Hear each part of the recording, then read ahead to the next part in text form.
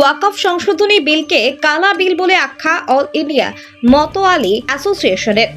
আজ মঙ্গলবার মুর্শিদাবাদ জেলার ভরতপুরে সংস্থার পক্ষ থেকে এই বিলের বিরুদ্ধে একটি প্রতিবাদ সভাও করা হয়।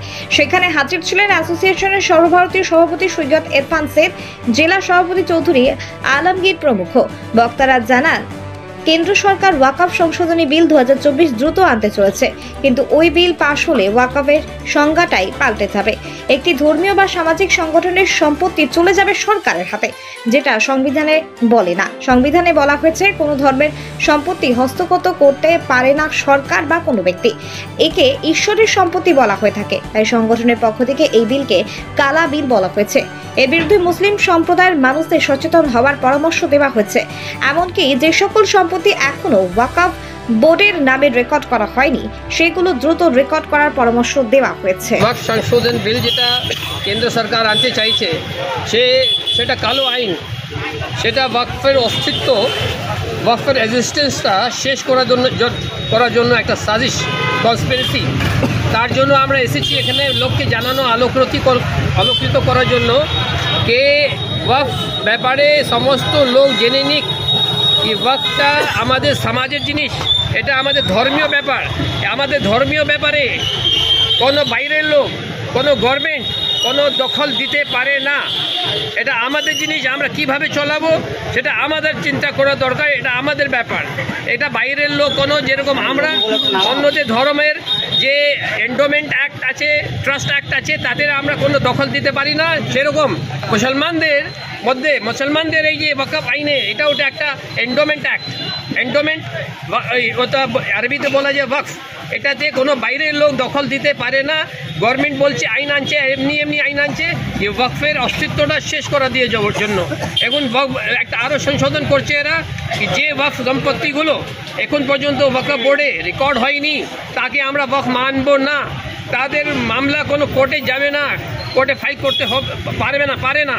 সেই জন্য আমি একটাই কথা বলতে চাই, যারা মুতাওয়াল্লিরা, ইমাম, মুয়াজ্জিন, মসজিদ, মাদ্রাসা, ইমামবাড়া, কবরস্থান, যারা ওয়াকফ আছে, যারা এনরোল হয়নি, রেকর্ড হয়নি ওয়াকফ বোর্ডে, সঙ্গে ইমিডিয়েটলি রেকর্ড করুন। আমাদের পাশে আসুন, আমাদের অফিসে আমরা ফ্রিতে ওর সমস্ত ব্যবস্থা করব।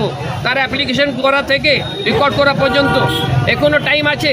আপনারা জেগে যান, এখন জলদি রেকর্ড করান, নাহলে কালকে গভর্নমেন্ট বলবে, কেন্দ্র সরকার, যে আমরা ওয়াকফ মানবো না, তখন কোথায় যাবেন? ওয়াকফ বিল 2024, আপনাদের ওয়াকফ বিলের মূল দাবি কি? কোন বিলে আমাদের আপত্তি আছে? দেখুন, অল ইন্ডিয়া মুতাওয়াল্লি অ্যাসোসিয়েশন পক্ষ থেকে আমরা অলরেডি সেন্ট্রাল গভর্নমেন্ট জেপিসি, যে জয়েন্ট পার্লামেন্টারি কমিটিকে দায়িত্ব দেওয়া হয়েছে যে ওরা এই ম্যাটারটা দেখবে, যেটা একটা লোকসভাতে ফুল মেজরিটি পাস করা যায়নি। তাহলে আমরা অল ইন্ডিয়া মুতাওয়াল্লি অ্যাসোসিয়েশন থেকে ইরফান ভাই আমরা চিঠি করেছি, ওখানে জেপিসিতে চিঠি করেছি, আমরা সেন্ট্রাল গভর্নমেন্টকে চিঠি পাঠিয়েছি। আর আমরা এই মিটিংটা করছি আপনাদের সবাইকে অ্যাওয়ারনেস করতে জন্যে। আমাদের দাবি এটা একটা complete reject of all the amendment, যে যত অ্যামেন্ডমেন্ট আছে সে সব অ্যামেন্ডমেন্টটা খারিজ করা হয়। কারণ এই অ্যামেন্ডমেন্টটা মূল উদ্দেশ্যটা, ওয়াকফকে মূল উদ্দেশ্যটা শেষ করে দিচ্ছে। এটা আর্টিকেল চেঞ্জ করছে না, এটা পুরো কনস্টিটিউশন নেমই চেঞ্জ করে দিচ্ছে। তো ওর যে নেচার আছে, ক্যারেক্টার আছে, ওটাই চেঞ্জ হয়ে যাচ্ছে। এই জন্যে আমার সংগঠন পক্ষ থেকে আমরা এটা অলরেডি দিয়ে দিয়েছি, এটা কমপ্লিট রিজেকশন করা হয়, সেটাই আমাদের ডিমান্ড। আমরা চিঠি করেছি সেন্ট্রাল গভর্নমেন্ট জেপিসিকে। গোটা পশ্চিমবাংলায় অনেক ওয়াকফ সম্পত্তি বেদখল আছে, আপনারা কি অ্যাকশন নিচ্ছেন, কি বলছেন? দেখুন, যে ওয়াকফ প্রপার্টি দখল আছে সেটা অলরেডি আমরা অনেকগুলো মেমোরান্ডাম ওয়াকফ বোর্ডকে দিয়েছি, আর আগেও আমরা আন্দোলন করব, কিন্তু সেটার জন্য মানুষকে জানতে হবে।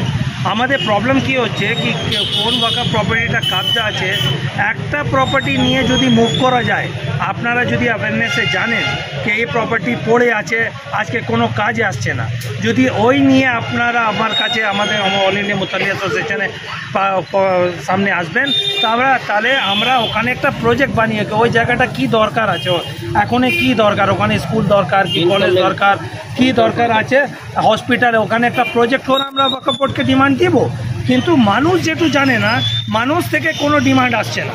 এবার কবজা আছে একটা ক্রিয়েট হয়ে গেছে। কিন্তু অনেকগুলো এখন আপনারা কোশ্চেন করলেন, একটা দোকান করছে, বাড়ি করছে, তো হতে পারে ওটা ওয়াকফুল আলাউলাদ হবে, ওয়াকফুল আলাউলাদের ক্যারেক্টারটা আলাদা, এটা বুঝতে হবে।